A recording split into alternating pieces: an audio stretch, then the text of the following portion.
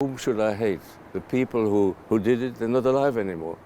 They're all older than I am, and I won't be here so much longer. I got to school, and smoke was coming out of the school. And there was a commotion there. The teacher was outside the school, and he said, "You go home now. Today is no school." Well, 13-year-old boy who doesn't have to go to school has a day off. I didn't mind. I got home as quickly. It took me 25 minutes, I suppose, on my bicycle to get home. And they hadn't told me this. The night before, a friend had phoned. He says, "Don't stay at home tonight.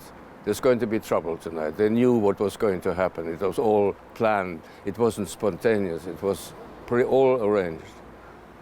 Unfortunately, my father had not been at home, so I didn't pick him up or call him. So that was beginning of the realization that it's impossible. But Klebanski then made a decision. He wants to move the school to England. That was the headmaster, the director of our school.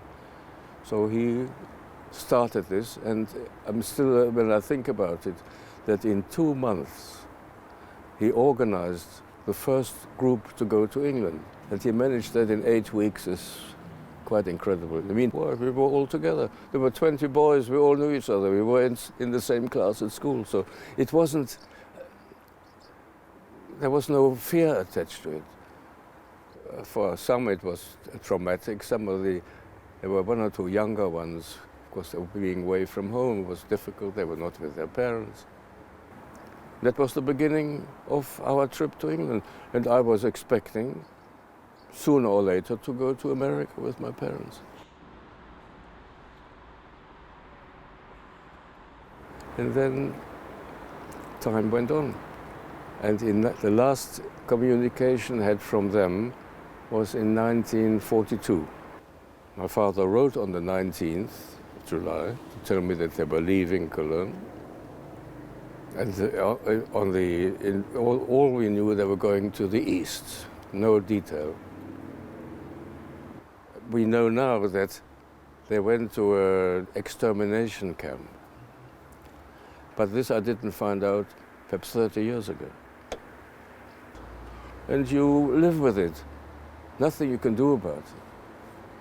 But at the same time, you see what's happening in England, what's happening here, what's happening in the whole of Europe and all these various countries where the right wing is coming up again. I do remember, when my parents, when the adults used to talk about Hitler, well, just he's mad, it can't last for 5 minutes, you know. But it lasted. And he created, well, we know what happened, what the end result was. It did happen, and I'm afraid it could happen, I don't know, I hope not. DW's Kate Brady joins me now in the studio. Good morning, Kate. You spoke not only to Kurt Marx, but a number of other children from the Kindertransport. What struck you the most, speaking to them? Well, of course, it's always very moving to still have the chance, the opportunity to speak to survivors, both people that were children in the Kindertransport and also Holocaust survivors.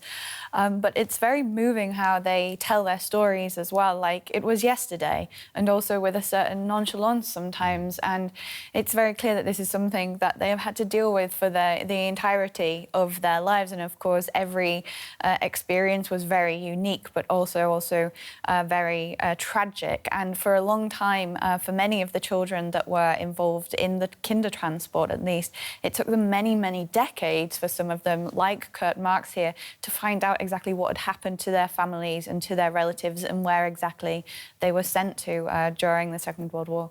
And there are about 1,000 of the original 10,000 children who are still alive today. How's Germany remembering the Kindertransport? Well, for a long time, the Kindertransport wasn't so prevalent in Germany's memorials of the Holocaust. It was much more prevalent in UK history, in UK memory. But as we saw, there's a group of survivors from the Kindertransport who were visiting Berlin this week. That's marking the 80th anniversary of many of those trains leaving. Of course, many of these trains were organised in those last few months before before the Second World War broke out on the 1st of September in 1939.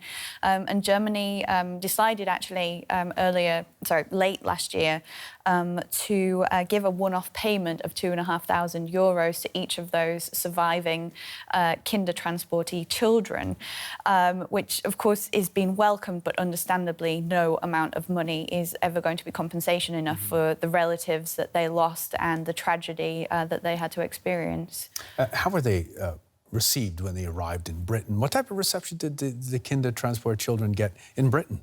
Well, of course, this was there were organisations in the UK that were ready to receive them. They were sent to homes both with Jewish and non-Jewish families, and a lot of the children did go to very warm, welcoming families, but that wasn't always the case. Many of the children as well, they experienced hostility at school. They weren't seen necessarily as Jewish refugees at the time, but more as the German enemy, which was a misunderstanding among the younger generation at schools. And of course, this then had a lasting effect on the experience that they had then in the UK. And for a long time, there's even, you hear accounts of some children that were sent to the UK that for a long time didn't know that they were Jewish. They were sent to the UK at such a young age. And again, this is, many of them had to retrace their footsteps and retrace their family history to find out exactly where they came from and what happened to their families